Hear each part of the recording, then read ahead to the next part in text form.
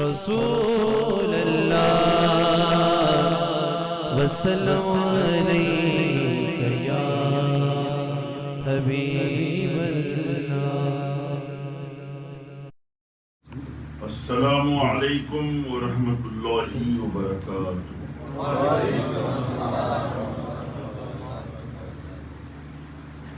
الفاتحة على النبي الكريم الأمين المتين صلى الله تعالى عليه وآله وسلم۔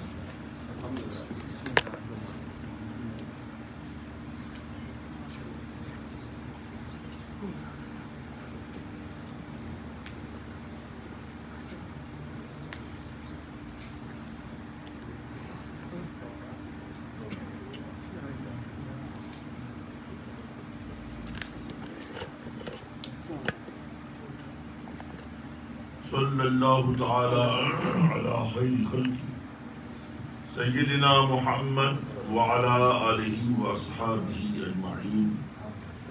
یا قاضی الحاجات یا رافع الدرجات یا مفتح الابواب یا مسبب الاسباب یا شافی الامراض یا حل المشکلات یا مجیب الدعوات یا ارحم الراحمین بحق لا الہ الا اللہ محمد رسول اللہ صلی اللہ تعالی علیہ وسلم۔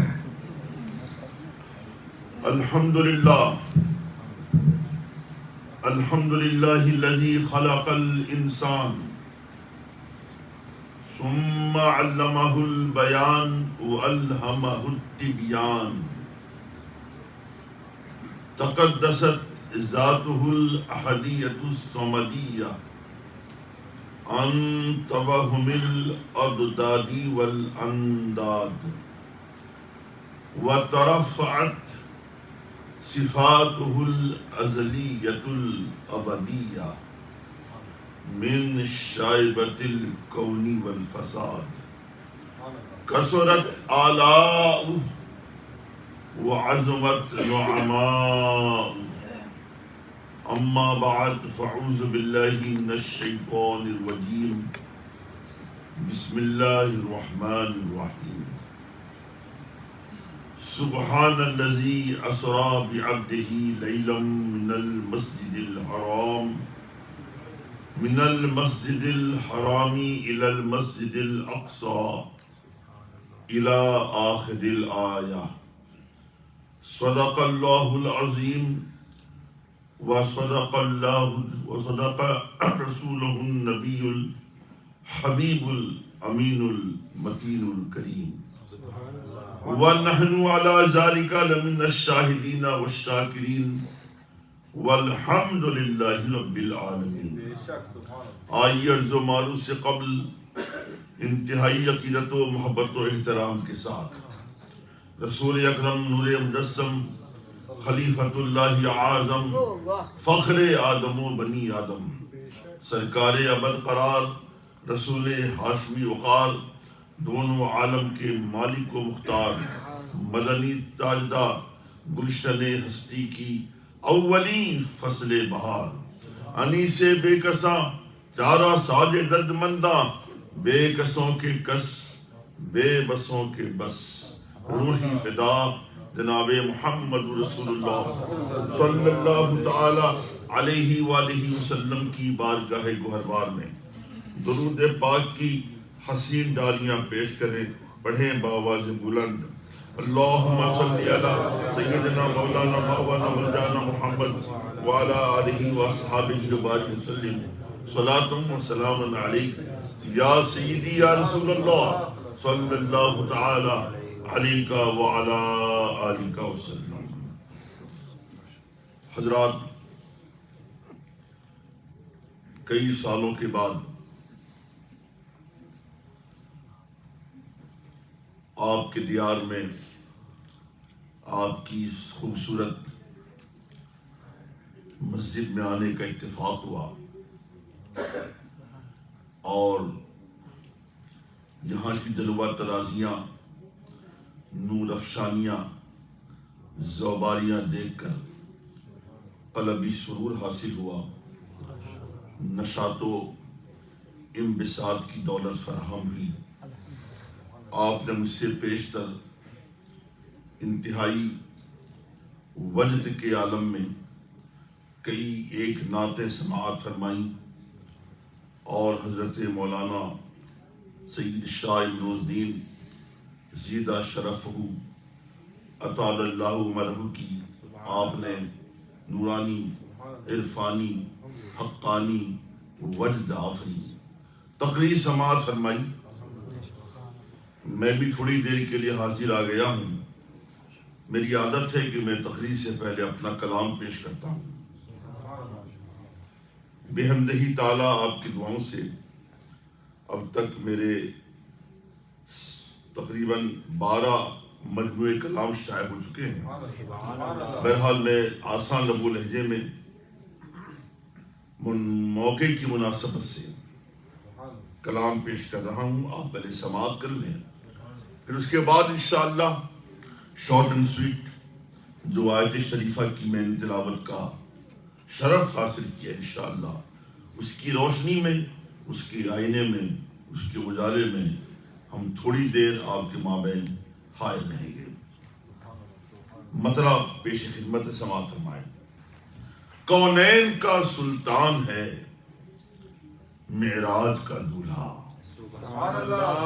کونین کا سلطان ہے معراج کا دولہا، اللہ کا مہمان ہے معراج کا دولہا، اللہ کا مہمان ہے معراج کا دولہا، اور پلکوں کو بچھائے رہا جو بہر زیارت، پلکوں کو بچھائے رہا جو بہر زیارت، اس عرش کا ارمان ہے معراج کا دولہا، اس عرش کا مہمان ہے معراج کا دولہا۔ اور یہ شعر بھی آپ کی سماعت کے حوالے، اسی طرح سے بھی جو آگے گیا چشم جدن میں، یعنی پلک جھپکتے ہی، اسی طرح سے بھی جو آگے گیا چشم زدن میں، وہ صاحب قرآن ہے معراج کا دولہا، وہ صاحب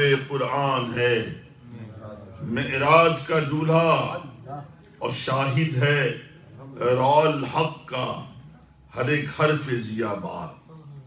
بڑی مشہور حدیث پاک ہے، ہمارے آپ کے ساری کائنات کے آقا و مولا صلی اللہ تعالی علیہ وسلم کا ارشاد عالی شان ہے، فرماتے ہیں مر رعانی فقد رعا الحق، اس نے مجھ کو دیکھا بلا شبہ اس نے حق کو دیکھا۔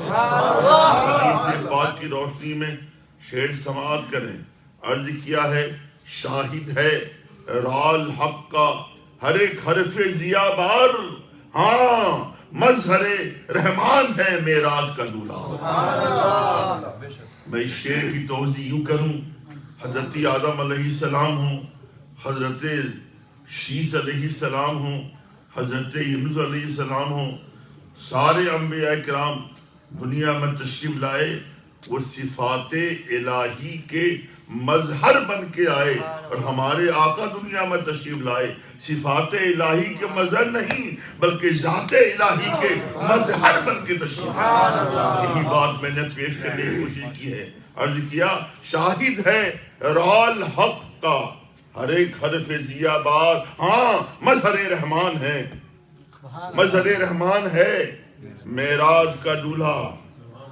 اور یہ شعر بھی آپ دیکھیں کہ دیدار خداوند جہاں سے ہوا سرشار، دیدار خداوند جہاں سے ہوا سرشار، توحید کا عنوان ہے معراج کا دولہا، توحید کا عنوان ہے معراج کا دولہا۔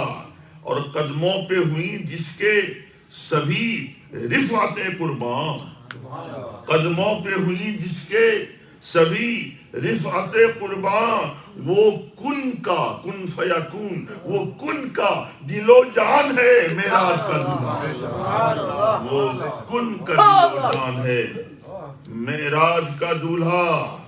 اور یہ شعر بھی آپ کی توجہ چاہتا ہے کہ پرواہ نہ لیے، بڑا محبت عامر شعر ہے، سنیے گا. پرواہ نہ لیے آیا وہ بخشش کا خدا سے. پورا مجمع محبت سے بولے سبحان اللہ. عرض کیا کہ پرواہ نہ لیے آیا وہ بخشش کا خدا سے. پرواہ نہ لیے آیا وہ بخشش کا خدا سے. ارے امت کا نگہبان ہے معراج کا دولہا. امت کا نگہبان ہے معراج کا دولہا. اور یہ شعر بھی بڑی توجہ کا حامل ہے کہ جب اس کی نظر سے نہ چھپا سب سے بڑا غیب. میرے اعلیٰ حضرت فرماتے ہیں نا کہ فرماتے ہیں جب نہ خدا ہی چھپا تم پہ کروڑوں درود. ہے نا، اس کی ترجمانی کی ہے میں نے. آپ دیکھیں کہ جب اس کی نظر سے اور کوئی غیب کیا تم سے نہاں ہو بھلا یا رسول اللہ. اور کوئی غیب کیا تم سے نہاں ہو بھلا. جب نہ خدا ہی چھپا تم پہ کروڑوں درود. جب اس کی نظر سے نہ چھپا سب سے بڑا غیب کس سے پھر انجان ہے معراج کا دولہا. کس سے پھر انجان ہے معراج کا دولہا. بڑی لمبی نظم میری ہے، میں مختصر کر رہا ہوں. اور یہ شعر میں دیکھیں کہ آیات اسے رب نے دکھائی شب اسرا. آیات اسے رب نے دکھائی شب اسرا. سرمایہ ایقان ہے معراج کا دولہا. اور یہ بھی حدیث پاک کا ترجمان بھی ہے، آئینہ دار شعر ہے کہ سوغات نمازوں کی وہ لایا ہے خدا سے. سوغات نمازوں کی وہ لایا ہے خدا سے. ارے گنجی نئے فیضان ہے معراج کا دولہا. گنجی نئے فیضان ہے معراج کا دولہا. اب آئیے میں آپ کے سامنے شب معراج کا نقشہ کھینچنے کی کوشش کروں. منظر کشی میں نے 2 شعر میں کی ہے، آپ سماعت فرمائیے گا. ہر سو ہیں فرشتوں کی قطاروں کی ضیائیں. ہر سو ہیں فرشتوں کی قطاروں کی ضیائیں. انوار کا سیلان ہے معراج کا دولہا. انوار کا سیلان ہے معراج کا دولہا. ہم کیوں نہ نثار اس پہ کریں قلب و جگر سب. ہم کیوں نہ نثار اس پہ کریں قلب و جگر سب. نبیوں کا بھی ایمان ہے معراج کا دولہا. میرے اعلیٰ حضرت فرماتے ہیں نا جیسے سب کا خدا ایک ہے ایسے ہی. جیسے سب کا خدا ایک ہے ایسے ہی ان کا تمہارا ہمارا نبی. ہم کیوں نہ نثار اس پہ کریں قلب و جگر سب. نبیوں کا بھی ایمان ہے معراج کا دولہا. اور مقطع دیکھیں کی مسجد اقصی میں رسولوں کی امامت. کی مسجد اقصی میں رسولوں کی امامت. قدسی بڑا ذیشان ہے معراج کا دولہا. کونین کا سلطان ہے معراج کا دولہا. اللہ کا مہمان ہے معراج کا دولہا. صلو علی الحبیب اللہم صلی علی سیدنا مولانا مولانا ملجانا محمد وعلی آلہ واصحابہ وبارک وسلم.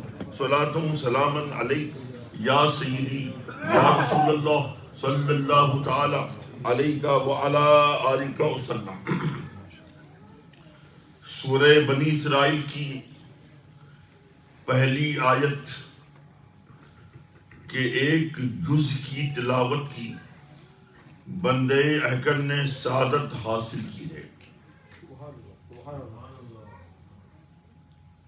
یہ قرآن مقدس کی آیت ہے. یہ چندہ بتانے کی ضرورت نہیں کہ قرآن مقدس کتنی اعلیٰ کتاب ہے. سبحان اللہ، بے شک اللہ. انسانوں کی لکھی ہوئی آج بھی بعض ایسی کتابیں ہیں بڑے بڑے وکلاء کی سمجھ سے باہر ہیں. درس رضائی میں ہمیں الحمدللہ پڑھائی گئی سلم پڑھائی گئی، یہ منطق کی منتہی کتابیں کتنی ٹف ہیں، مولانا سے پوچھیا۔ انسانوں کی لکھی ہوئی کتابیں، بڑے بڑے دانشور، بڑے بڑے وکلا، بڑے بڑے صاحب شعور سمجھنے سے قاصر ہو جاتے ہیں، ان کی عقلیں جواب دے دیتی ہیں، ان کا شعور تھک سا جاتا ہے۔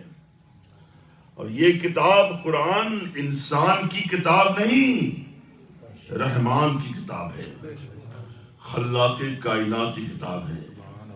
یقین جانیے اس کتاب کے ایک ایک حرف کے دامن میں مفاہیم و مطالب کا ایسا بحر ناپیدا کنار ہے۔ محترم، ہم آپ کیا سمجھیں گے؟ سرکار فاروق اعظم فرماتے ہیں، جن کے بارے میں میرے آقا نے فرمایا، لو کانا بعدی نبی لکان عمر بن الخطاب، اگر میرے بعد کوئی نبی ہوتا تو خطاب کا بیٹا عمر ہوتا۔ سرکار فاروق اعظم فرماتے ہیں کہ میں نے رسول کائنات صاحب قرآن سے 12 سال سورہ بقرہ کی تفسیر پڑھتا رہا، 12 سال گزرنے کے بعد بھی تفسیر تشنہ تکمیل رہ گئی، نامکمل رہ گئی۔ اور مولا کائنات باب العلم فرماتے ہیں پورے قرآن کا نچوڑ سورہ فاتحہ میں ہے، سورہ فاتحہ کا نچوڑ بسم اللہ شریف میں ہے، بسم اللہ شریف کا نچوڑ بسم اللہ کے با میں ہے، بسم اللہ کے با کا نچوڑ بسم اللہ کے با کے نقطے میں ہے۔ باب العلم فرماتے ہیں اگر میں بسم اللہ کے با کے نقطے کی تفسیر لکھوں، اتنی کتابیں ہوں گی کہ 40 اونٹ لے کر نہیں جا سکیں گے۔ محترم، جب قرآن پاک کے بسم اللہ کے با کی تفسیر کا یہ عالم ہے تو اندازہ لگاؤ پورے قرآن کی تفسیر کا عالم کیا ہوگا۔ میرا خدا ارشاد فرماتا ہے،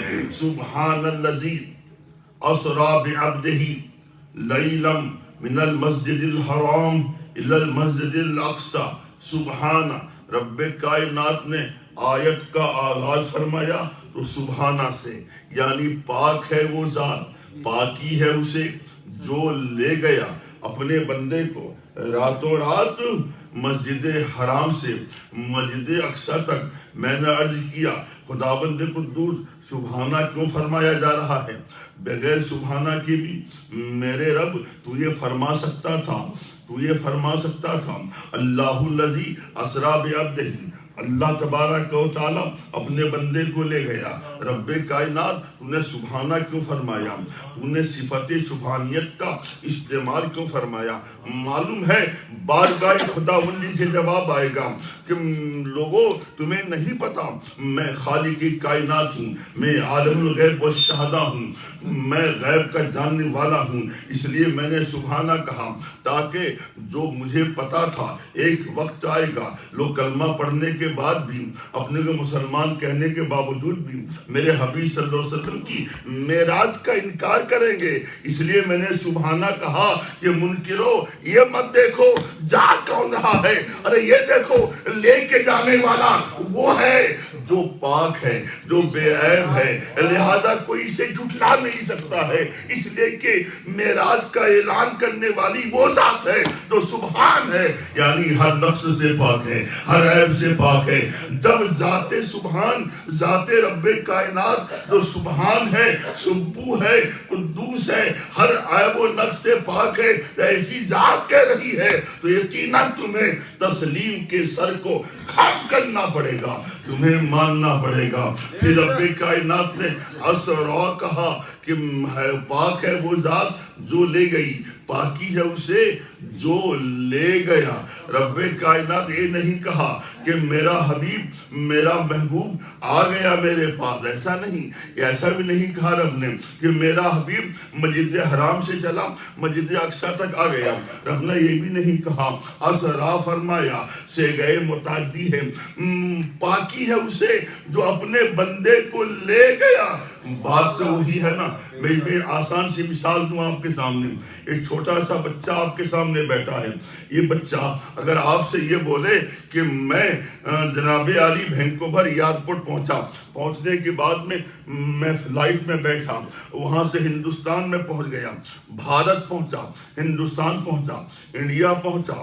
بمبئی کی ایئرپورٹ پہ پہنچنے کے بعد میں نے بمبئی کی سیر کی، میں نے مخدوم ماہم کے مزار پہ حاضری دی، میں حاجی علی کی بارگاہ میں گیا، میں حضرت بہاؤالدین بابا کی بارگاہ میں گیا، میں یہاں گیا وہاں گیا، پھر وہاں سے میں دلی پہنچا، دلی میں نے جامع مسجد کے پاس پہنچ گیا، پھر وہاں سے میں نے قطب مینار دیکھا وغیرہ وغیرہ، اور پھر میں وہاں سے فلائٹ میں بیٹھا، پھر وینکوور آ گیا۔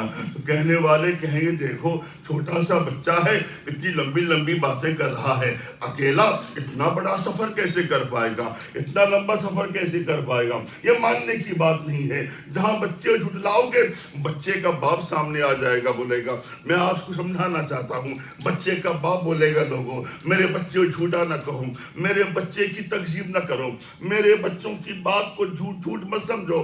ارے سنو، بچہ صحیح کہہ رہا ہے، واقعی بمبئی گیا تھا، دلی گیا تھا، ہندوستان کی سیر کی۔ ارے بچوں جھوٹا مت کہو، وہ جو گیا تھا کہہ رہا ہے، صحیح کہہ رہا ہے۔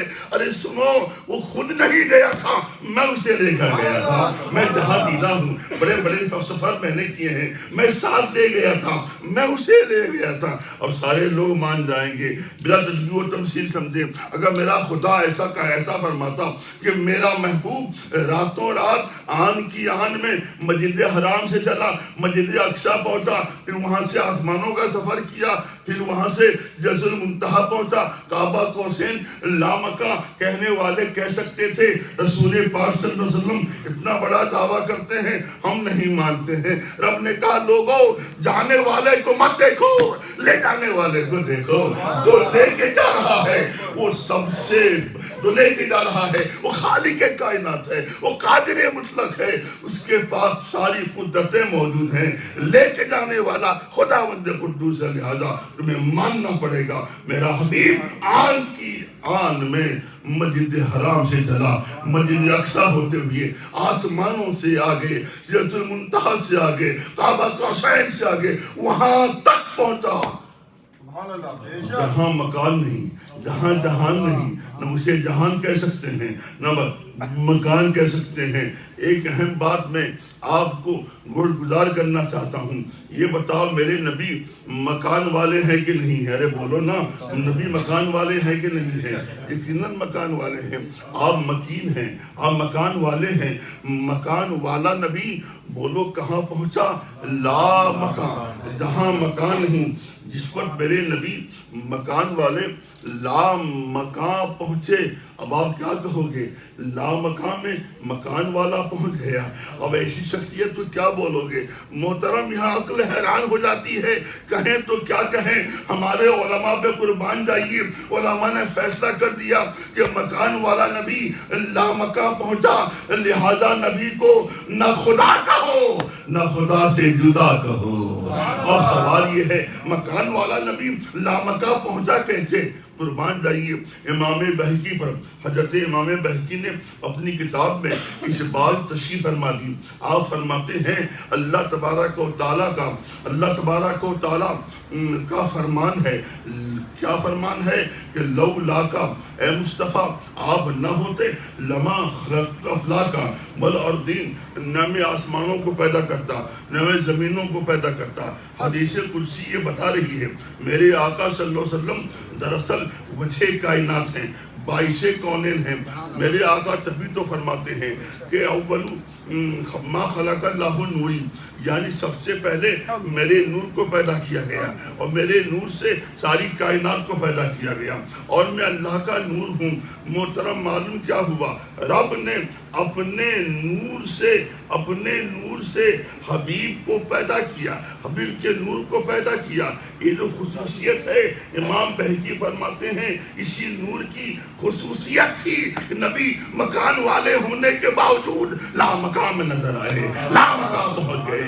یہ نور کی خصوصیت ہے محترم، اسی لیے کہتے ہیں جب میرے نبی جو آگے بڑھتے گئے معلوم ہے جلوہ بشریت تو تھا ہی جب میرے سرکار صلی اللہ علیہ وسلم خضرا سے آگے بڑھے ہیں تو حال یہ تھا وہاں صرف نورانیت تھی، نور ہی نور تھا، وہاں نور کی جلوہ گری تھی. یہی وجہ ہے کہ مکان والا نبی لامکان میں نظر آیا.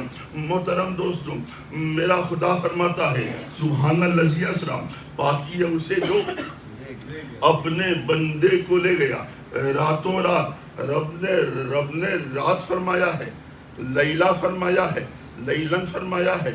تو محترم ذہن پہ سوال یہ پیدا ہوتا ہے کہ شاندار میزبان شاندار مہمان کو بلا رہا ہے رات میں کیوں؟ اور رات بھی ایسی رات جو 27ویں شب کی رات ہے، وہ چاندنی رات نہیں ہوتی ہے، وہ اندھیری رات ہوتی ہے.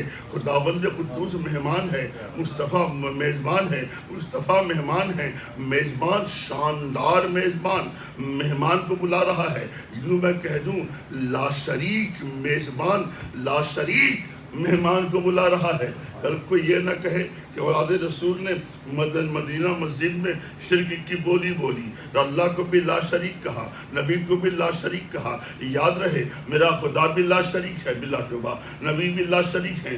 جانتے ہو دونوں میں فرق کیا ہے؟ دیکھیں منطق کا بڑا مشہور قاعدہ ہے، جو حیثیتیں بدلتی ہیں تو حکم بدل جاتا ہے. حضرت میر جرجانی فرماتے ہیں، سید شریف میر جرجانی میر قطبی میں فرماتے ہیں لولا اعتبارات لبطلت الحکمہ، اعتبارات نہ ہوتے حکمت متبدل ہو جاتی، حکمت بدل جاتی. محترم کیا مطلب؟ میں نے عرض کیا اللہ بھی لا شریک ہے، لا شریک خدا لا شریک نبی کو لے گیا. کیا مطلب؟ میرا خدا لا شریک ہے خالق ہونے کی حیثیت سے، اور نبی میرے لا شریک ہے مخلوق ہونے کی حیثیت سے. کیا مطلب؟ مخلوقات میں نبی کا نہ کل کوئی شریک تھا نہ آج کوئی شریک ہے، نہ کوئی شریک آپ کا ہو سکتا ہے. محترم لا شریک خدا لا شریک مصطفیٰ کو بلا رہا ہے. اور رات کے اندھیرے میں، رات کی تاریکی میں، 27ویں شب رجب میں ہے نا ذہن پہ سوال یہ ابھرتا نہیں ابھرتا ہے؟ معاملہ کیا ہے؟ اگر خدا کو بلانا تھا دن میں بلایا ہوتا، خدا کو بلانا تھا دن کے اجالے میں بلایا ہوتا، خدا کو بلانا تھا تو صبح سویرے بلایا ہوتا، خدا کو بلانا تھا چاندنی رات میں بلایا ہوتا. مگر دیکھیں نا اللہ نے بلایا بھی 27ویں رات کو بلایا، اور وہ رات اندھیری رات ہوتی ہے. شاندار مہمان شاندار میزبان شاندار مہمان کو بلا رہا ہے، اور صورتحال یہ ہے کہ رات اندھیری ہے. اخیر ایسا کیوں؟ سیدی اعلیٰ حضرت نے کیا پیارا جواب دیا. میرے اعلیٰ حضرت ارشاد فرماتے ہیں کہ رات تجلی لطفی ہوتی ہے اور دن تجلی قہری ہوتی ہے. اس لیے میرے خدا نے اپنے حبیب صلی اللہ علیہ وسلم کو رات میں بلایا. پھر اعلیٰ حضرت فرماتے ہیں بات ایسی ہے، یہ وصال کا معاملہ ہے، محو محب کے ملنے کا معاملہ ہے، اور وصال کے لیے ملنے کے لیے رات ہی انسب ہوتی ہے. اس لیے میرے خدا نے اپنے مصطفیٰ کو کب بلایا؟ رات کے اندھیرے بلایا. یہ سیدی اعلیٰ حضرت فرمایا. اور میرے ذہن پہ جو بات آتی ہے وہ میں آپ کو سمجھاؤں. سنیے اعلیٰ حضرت کے فیضان سے نقطہ میرے ذہن پہ آیا ہے، میں آپ کے سامنے پیش کروں. کون نہیں جانتا میرے آقا صلی اللہ علیہ وسلم کے صحابہ کرام کس قدر میرے آقا سے محبت کرتے تھے. محبت کا جواب نہیں، عشق کا جواب نہیں. صحابہ کی عشق کے سامنے عشق خود متحیر ہوا کرتا تھا. آسمان کے فرشتے رش کیا کرتے تھے. ایسا عشق ایک لمحہ بھی آقا صلی اللہ علیہ وسلم کا سے جدا ہونا صحابہ گوارا نہیں تھا. صحابہ کرام نبی پاک صلی اللہ علیہ وسلم جدائی ایک لمحے کے لیے بھی ایک سیکنڈ کے لیے بھی برداشت نہیں کرتے تھے. اگر میرا خدا دن کے اجالے میں بلاتا تو معلوم ہے حضرت صدیق اکبر آگے بڑھ جاتے، سرکار فاروق اعظم آگے بڑھتے، مولائے کائنات آگے بڑھ جاتے، بلال عاشق زاد قدموں سے لپٹ جاتے. حضور جا کہاں رہے ہو؟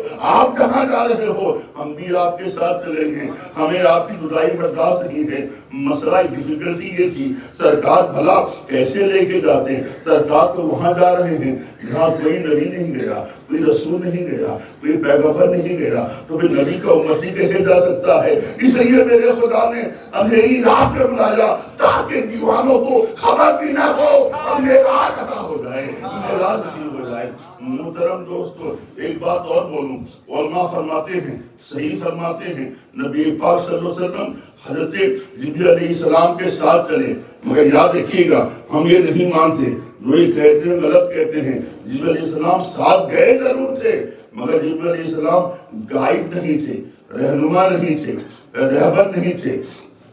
وہ اس لیے میں کہہ رہا ہوں اگر رہبر ہوتے، رہنما ہوتے، گائیڈ کرتے تو مجھے بتائیے جو رہنما ہوگا، جو رہبر ہوگا، جو گائیڈ ہوگا، کیا بیچ راستے میں چھوڑ دے گا؟ سوال نہیں پیدا ہوتا نا۔ ایک گائیڈ اسے کہتے ہیں تو منزل تک پہنچائے نا، منزل تک ساتھ رہے نا۔ یہ کیا اگر گائیڈ مانتے ہو، جبریل امین کو رہبر مانتے ہو، پھر کیا معاملہ ہے؟ جب سدرۃ المنتہا کا مقام آیا، جبریل امین نے کیا عرض کیا تھا؟ یا رسول اللہ بس میں مکے سے آپ کے ساتھ چلا، مکے میں آپ کے ساتھ تھا، مسجد اقصی میں آپ کے ساتھ تھا، آسمانوں میں آپ کے ساتھ تھا، مگر آقا اب یہاں سے آگے میں آپ کے ساتھ جا نہیں سکتا۔ اگر جبرائیل رہنما اور رہبر ہوتے تو میرے آقا فرما رہے جبرائیل تم ہی میرے ساتھ آ رہے تھے، مجھے لے کے آ رہے تھے، تم رہبر تھے، تم نہیں آگے جا رہے، چلو میں واپس چلا جاتا ہوں، میں واپس چلا جاتا ہوں، میں لوٹ جاتا ہوں۔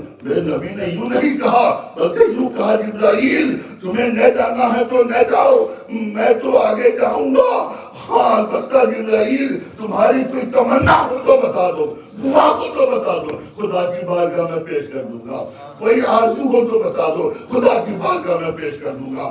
محترم میرے آقا نے پوچھا جبرائیل کیا معاملہ ہے، آگے کیوں نہیں جانا چاہتے ہو؟ جبرائیل نے جواباً عرض کیا تھا یا رسول اللہ آگے جاؤں گا خداوند قدوس کے جلال سے میرے پر جل جائیں گے۔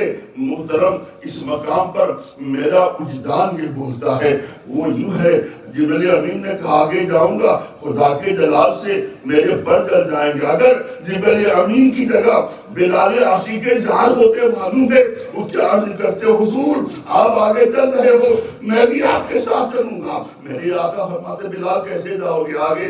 خدا کا جلال ہوگا، جل جاؤ گے، راگ ہو جاؤ گے۔ بلال بولتے آقا پرواہ نہیں، آگے جہاں خدا کا جلال ہوگا وہاں مصطفیٰ کا جمال بھی تو ہوگا، لہذا حضور میں آپ کے ساتھ چلوں گا۔ محترم ہم عشق کے بندے ہیں، کیوں بات بڑھائی ہے؟ عشق کی بولی اور ہوتی ہے، محبت کی بولی اور ہوتی ہے۔ ہمیں عرض کر رہا تھا ذرا غور تو فرمائیں، میرے آقا صلی اللہ علیہ وسلم دیکھیں آرام فرما رہے ہیں، کہاں پہ آرام فرما رہے ہیں؟ معلوم ہے معراج کیوں ہوئی؟ میں دو بات آپ کے سامنے عرض کروں۔ دیکھیں معراج کے اسباب کیا ہیں، معراج کی علل کیا ہیں، معراج کی حکمتیں کیا ہیں، معراج کی وجہ کیا ہیں۔ معلوم ہے جب معراج ہوئی ہے اس سے پہلے اہم واقعات ہوئے، انتہائی دردناک واقعات، انتہائی افسوسناک واقعات، ایسے واقعات جسے دل دہل جائے۔ کیا مطلب؟ میرے آقا صلی اللہ علیہ وسلم کی پیاری بیوی، پہلی بیوی، زوجہ مطہرہ، ہماری آپ کی قیامت تک مومنوں کی روحانی بھگت ہے، خدیجہ کبریٰ کا انتقال ہو گیا۔ ابو طالب میرے سرکار کے بے پناہ شفیع چچا تھے، آپ کا انتقال ہو گیا۔ آقا اتنے غمگین ہو گئے، معلوم ہے سرکار نے نام ہی رکھ دیا عام الحزن۔ عام کہتے ہیں سال کو عربی میں، حزن کا معنی غم، یعنی غم کا سال۔ سرکار اتنے میرے آقا اس قدر غمگین ہوئے کہ سال کا نام کیا رکھ دیا؟ غم کا سال، درد کا سال۔ محترم اگر کوئی ہمارا دوست ہو، پریشان حال ہو، غمگین ہو، ہم کیا کرتے ہیں؟ دوست سے یوں کہتے ہیں نا ارے دوست کیوں غم کھا رہے ہو، کیوں پریشان ہو، چلو کہیں گھومنے چلتے ہیں، چلو ہم کسی پارک میں لے جاتے ہیں، کسی گارڈن میں لے جاتے ہیں، ایسا ہی نہ ہم کرتے ہیں۔ محترم یہاں رسول پاک کا معاملہ ہے، اللہ کے حبیب کا معاملہ ہے۔ میرے خدا نے کہا میرے حبیب غم کھانے کی ضرورت نہیں، غم کھانے کی ضرورت نہیں، غمگین ہونے کی ضرورت نہیں، جبرائیل کو بھیجتا ہوں آ جاؤ، لاوکھا پہنچ جاؤ، میں اپنا دیدار کرا دوں گا تاکہ آپ کا سارا درد ختم ہو جائے، سارا درد ختم ہو جائے۔ اس لیے میرے خدا نے معراج نصیب فرمائی، اور جانتے ہو معراج بہت ضروری تھی، بہت ضروری تھی۔ اس کی وجہ یہ ہے میرے آقا کے بارے میں رب کائنات نے فرمایا ہے کہ آپ مصدق ہیں۔ کیا مطلب؟ تصدیق کرنے والے ہیں۔ کس بات کی؟ انبیاء نے جو پیغامات دیے تھے، جو اعلانات کیے تھے، ان اعلانات و پیغامات کی تصدیق کرنے والے میرے مصطفیٰ ہیں۔ سرکار کو قرآن پاک نے مصدق کہا ہے۔ کیا مطلب؟ آپ دیکھیں نا، جتنے انبیاء کرام تشریف لائے، حضرت آدم علیہ السلام سے لے کر عیسیٰ علیہ السلام تک، مجھے بتائیے سارے نبیوں نے لا الہ الا اللہ کہا کہ نہیں کہا؟ سب نے کہا نا، نہیں کوئی معبود سوائے اللہ کی۔ مجھے بتائیے کسی نبی نے کیا دیکھ کر کہا تھا؟ سوال نہیں ہے، ہر نبی نے سنی ہوئی بات کہی کہ نہیں کوئی معبود سوائے اللہ کے۔ اتنے سارے انبیاء کم و بیش 1,24,000 پیغمبران اعظام یہ اعلان کرتے ہوئے آئے لا الہ الا اللہ، نہیں کوئی معبود سوائے اللہ کی، یعنی اللہ معبود برحق ہے، اللہ کا وجود ہے، اللہ معبود برحق ہے۔ سارے نبی بولتے ہوئے آئے، اسے دیکھا نہیں تھا نا، سنی ہوئی باتیں کہہ رہے تھے۔ اب میرے آقا مصدق ہیں تو ضرورت تھی کہ 1,24,000 پیغمبروں نے کم و بیش سب نے کہا کہ اللہ تعالیٰ تبارک و تعالیٰ کا وجود ہے، وہ معبود برحق ہے۔ دیکھا کسی نے نہیں تھا تو میرے خدا نے حبیب کو بلایا، دیدار کرایا تاکہ میرے آقا بول سکے مجھ سے پہلے نبیوں نے جو اعلان کیا تھا خدا ہے، یقیناً ہے، میں نے ماتھے کی آنکھوں سے دیکھا ہے، سر کی آنکھوں سے دیکھا ہے۔ نعرہ تکبیر، نعرہ رسالت، نعرہ حیدری، علماء اہل سنت، علماء اہل سنت، تاکہ تصدیق ہو جائے۔ حضرت آدم نے صحیح فرمایا تھا خدا کا وجود ہے، حضرت موسیٰ نے صحیح فرمایا تھا خدا کا وجود ہے، تصدیق ہو جائے۔ اس لیے میرے رب کائنات نے اب حبیب صلی اللہ علیہ وسلم کو بلایا۔ محترم، اب یہاں سوال ہے کہ میرے آقا صلی اللہ علیہ وسلم نے کیا واقعی معنوں میں خداوند قدوس کو دیکھا؟ بے دیکھنے کی کئی صورتیں ہوتی ہیں، کبھی آدمی خواب میں دیکھتا ہے، کبھی آدمی خواب میں دیکھتا ہے، کبھی آدمی روحانی طور پہ دیکھتا ہے اور کبھی جسمانی طور پہ دیکھتا ہے۔ محترم، آپ کو حیرت ہوگی، ایک ایسی حدیث آپ کے سامنے پیش کروں۔ پتہ حضرت ابن عباس جن کے بارے میں جن کا لقب مشہور و معروف متفق علیہ لقب ہے، آپ کو کہا جاتا ہے رئیس المفسرین، کہ میرے آقا صلی اللہ علیہ وسلم کے کزن بھی ہیں، رضاق بھائی بھی ہیں اور صحابی بھی ہیں، صحابی زادے بھی ہیں۔ معلوم آپ کیا فرماتے ہیں؟ آپ فرماتے ہیں کہ اما اصل میں واقعہ یوں ہے، حضرت ابن عباس ایک جگہ تشریف فرما، حضرت کعب بھی وہاں موجود تھے، معراج کا ذکر چل گیا تو معلوم ہے حضرت کعب نے سوال کیا، اے ابن عباس آپ سرکار گھر والے ہیں، کہتا کہ بیٹے ہیں، ذرا بتائیے کیا واقعی نبی پاک صلی اللہ علیہ وسلم نے سر کی آنکھوں سے خدا کو دیکھا ہے؟ سبحان اللہ، بے شک۔ تو معلوم ہے آپ نے کیا جواب دیا؟ اما نحن بنو ہاشم فنقول ان محمدا رأى ربه لا مرہ بل بمرتين۔ کہا سنو، کوئی کچھ بھی کہتا رہے، ہم بنو ہاشم کہتے تھے، کہتے رہیں گے، بے شک ہمارے آقا صلی اللہ علیہ وسلم خدا کو دیکھا، ایک بار نہیں مرتين، 2 بار دیکھا ہے، 2 مرتبہ دیکھا ہے۔ اتنا سننے حضرت کعب اتنے جوش میں آئے، اتنے زور سے نعرہ لگایا، پوری پہاڑیاں گونج اٹھی، پوری پہاڑیاں گونج اٹھی۔ آپ نے کیا کہا؟ لوگ کہتے ہیں کہ سرکار صلی اللہ علیہ وسلم نے رب کائنات کو آنکھوں سے نہیں دیکھا، آنکھوں سے نہیں دیکھا۔ ابن عباس کہہ رہے ہیں میاں دیکھنے کی بات کرتے ہیں، 1 مرتبہ نہیں 2 مرتبہ دیکھا ہے۔ اور سوال یہ 2 مرتبہ کیسے دیکھا؟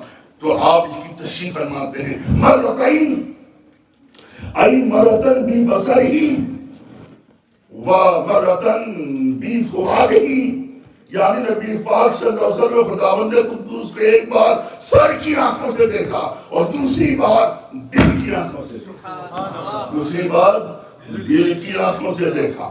محترم، صرف ہی نہیں، آپ کو معلوم حضرت امام احمد بن حنبل سے پوچھا گیا، حضور یہ بتائیے کیا واقعی رسول پاک صلی اللہ علیہ وسلم نے خدا کو دیکھا ہے سر کی آنکھوں سے؟ جانتی ہیں آپ نے کیا فرمایا؟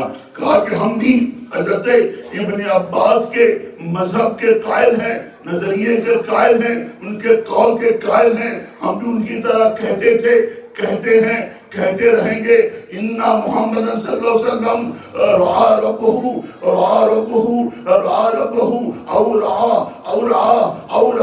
یعنی فرمانے لگے ہم بھی اپنے ابا اس طرح کہتے رہیں گے کہ بلا شبہ ہمارے آقا صلی اللہ علیہ وسلم نے خدا کو دیکھا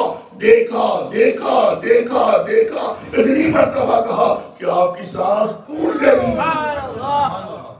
ہم عشق کے بندے ہیں، جو بات بڑھائی ہے تو معلوم کیا ہوا، میرے آقا صلی اللہ علیہ وسلم نے رب کائنات کو محترم جسم و روح کے ساتھ میں اور بیداری کی حالت میں اپنے سر کی آنکھوں سے خداوند قدوس کو دیکھا۔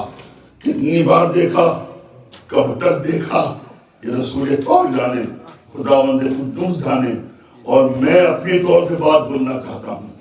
دیکھیں یہ روایت اپنی جگہ ہے، میں عرض کرتا ہوں میرے آقا صلی اللہ علیہ وسلم نے ایک بار نہیں، دو بار نہیں، تین بار نہیں، بلکہ آپ نے سر کی آنکھوں سے جسم و روح کے ساتھ بیداری کی عالم میں ایک بار، دو بار، تین بار نہیں، 9 بار دیکھا ہے۔ آپ کہو گے وہ کیسے؟ بڑی مشہور حدیث پاک ہے، رب کائنات نے کیا فرمایا تھا، میرے محبوب آپ میری بارگاہ میں آئے ہو، ایسے خالی نہیں جانا ہے۔ کوئی دوست سے ملنے آتا ہے، اسے تحفہ دیا جاتا ہے، اسے نوازا جاتا ہے، اس پہ نوازشات کی برسات کی جاتی ہے، اس پہ عطیات و انعامات کی برکات کی جاتی ہے۔ میرے حبیب میں آپ کی امتوں کے لیے 50 وقت کی نمازیں دے رہا ہوں، آپ اسے لے جائیے بطور تحفہ، اپنی امتوں کو دے دیجیے۔ آپ لے کے چلے، تحفہ لے کے چلے، سوگات لے کے چلے۔ کیا سوگات تھی وہ؟ 50 وقتوں کی نماز۔ بڑی مشہور حدیث پاک ہے، آپ نے مولانا سے بارہا سنا ہوگا، سرکار چلے چھٹے آسمان میں پہنچے، ملاقات کس سے حضرت موسیٰ علیہ السلام سے ملاقات کی۔ آپ نے پوچھا اللہ کے حبیب اللہ کی بارگاہ سے کیا لے کے آئے ہو؟ اللہ کی بارگاہ سے کیا لے کے آئے؟ میرے آقا نے کہا جناب کریم اللہ رب نے میری امت کے لیے 50 وقت کی نمازیں دی ہیں۔ موسیٰ علیہ السلام نے کیا فرمایا تھا؟ اللہ کے حبیب جائیے کم کرا کے آئیے، میری امت پہ 2 وقت کی نمازیں فرض تھی، امت پڑھ نہیں پاتی تھی، سستی کاری کرتی تھی، آنا کاری کرتی تھی۔ یہ 50 وقت کی نمازیں ہیں، آپ کی امتوں پر بہت شاق گزرے گی، جائیے کم کر کے آئیے۔ روایتیں کیا کہتی ہیں سنا ہوگا آپ نے بارہا، سرکار گئے، اللہ نے کیا کیا؟ 5 کم کیا۔ پھر آئے موسیٰ علیہ السلام پوچھا کتنے کم ہوئے؟ آپ 45 رہ گئے، کہ پھر جائیے اور کم کرائیے۔ روایتیں کیا کہتی ہیں؟ آپ 9 بار گئے، ہر بار کتنی کم ہوئی؟ بولو 5 وقت کی نمازیں کم ہوئی۔ اور مجھے بتائیے 9 بار سرکار جا رہے ہیں آ رہے ہیں، کہ خدا کو دیکھے بغیر آ رہے ہیں کیا؟ معلوم کیا ہو میرے آقا نے معراج کی رات کو خدا بندے قدوس کو ایک بار نہیں 9 بار دیکھا ہے، 9 بار دیدار فرمایا ہے۔ اور رب کائنات کا کرم بھی دیکھو، آپ کو معلوم ہے موسیٰ علیہ السلام کتنی محبت تھی امت مصطفیٰ سے۔ جب 9 بار جب ہر بار 5 نمازیں کم ہو گئیں تو معلوم ہے آپ نے کیا کہا؟ حضور پھر جائیے کم کرا کے آئیے۔ اب یہاں خدا کی سنت یہ ہو گئی تھی، ہر بار 5 کم آ رہی تھی، اگر پھر 10ویں بار جاتے تو نمازیں رہتی کہاں؟ کہا اللہ کریم یہ شرم آتی ہے دوبارہ جاؤں۔ تو معلوم ہے میرے خدا نے کیا فرمایا، میرے حبیب لا تبدیل لکلمات اللہ، میرے قول میرے کلمے میں تبدیلی نہیں ہوتی، لیکن میرے حبیب میں نے جو آپ سے کہا 50 وقت کی نمازیں آپ کی امت پہ فرض ہے، یہ میرا قول مسلم ہے، لا تبدیلی نہیں۔ ہاں البتہ اپنی امتوں کو خوشخبری دے دینا کہ آپ کی امت جب 5 وقت کی نمازیں پڑھے گی، نماز 5 وقت کی ہوگی، مگر ثواب خدا بند قدوس 50 وقتوں کی نماز عطا کرے گا۔ اس لیے میرے آقا فرماتے ہیں الصلاۃ قرۃ عینی، نماز میری آنکھ کی ٹھنڈک ہے، نماز میری آنکھ کی ٹھنڈک ہے۔ محترم دوستو، کبھی آپ نے سوچا میرے آقا صلی اللہ علیہ وسلم تشریف لے گئے معراج میں، کہاں سے گئے؟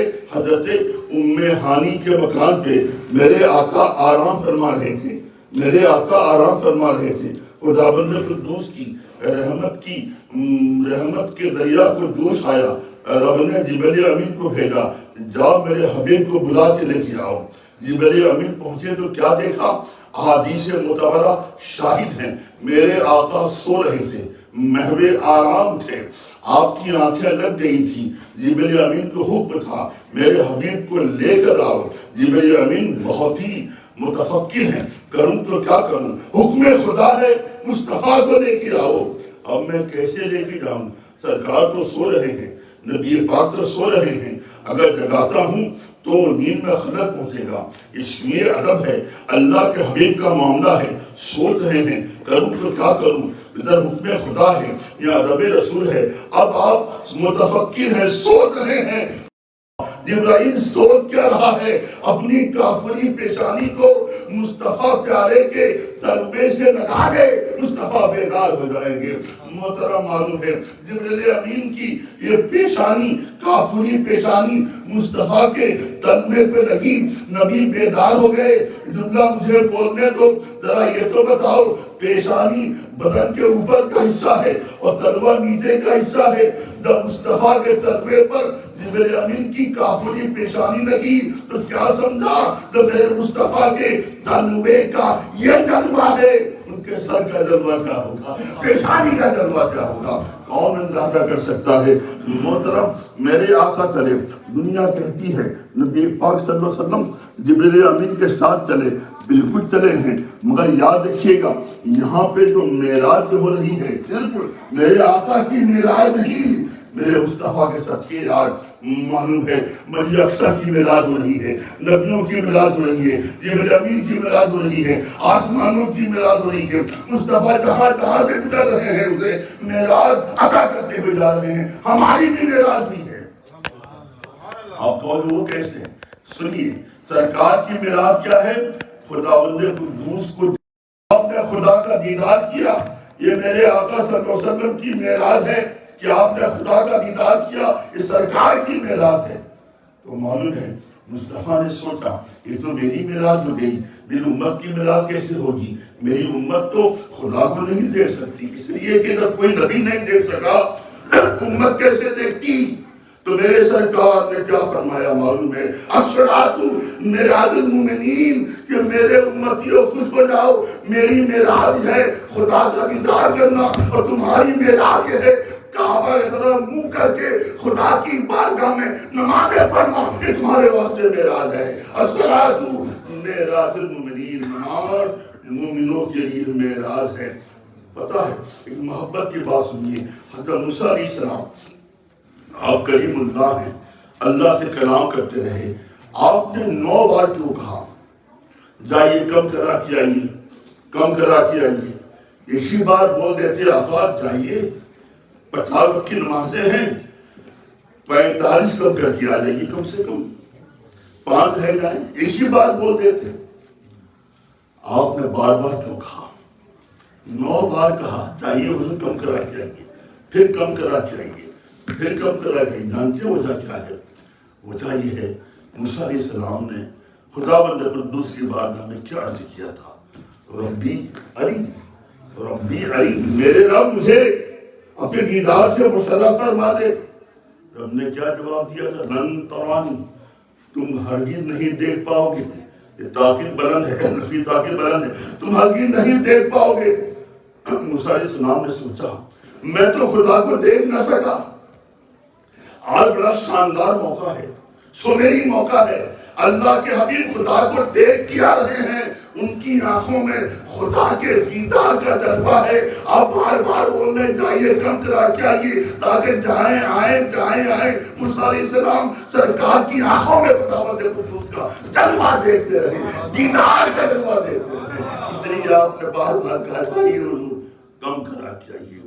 میرے خداوند قدوس نے شب معراج جہاں میرے آقا صلی اللہ علیہ وسلم کو بے پناہ عطیات سے نوازا، بے پناہ انعامات سے نوازا، معلوم ہے وہی میرے خدا نے ایک ایسی نوازش کی برخاست فرمائی ہے جو ہمارے لیے محترم بہت ہی قابل توجہ ہے۔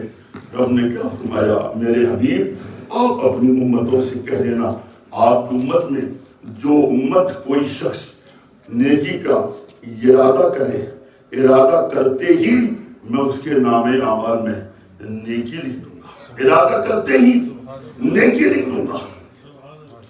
اور اگر تو نیکی کر لے تو ایک نیکی کے بدلے 10 نیکیاں عطا کروں گا۔ ذرا محبت سے بولے سبحان اللہ۔ نیکی کا ارادہ کرے کوئی، یہ حدیث پاک کا مفہوم یہ ہے، سرکار فرماتے ہیں صلی اللہ علیہ وسلم کہ میرے امتیوں، میرے غلاموں، گھر سے چلو، چاہو تو 100 نیتیں کر لو، راستے میں کوئی لنگڑا ملے گا اسے راستہ چلا دوں گا، اندھا ملے گا راستہ دکھا دوں گا، غریب ملے گا مدد کر دوں گا، وغیرہ وغیرہ وغیرہ 100 نیتیں کر لی، کہ پتھر پڑا ہوگا ہٹا دوں گا، کانٹے پڑے ہوں گے ہٹا دوں گا۔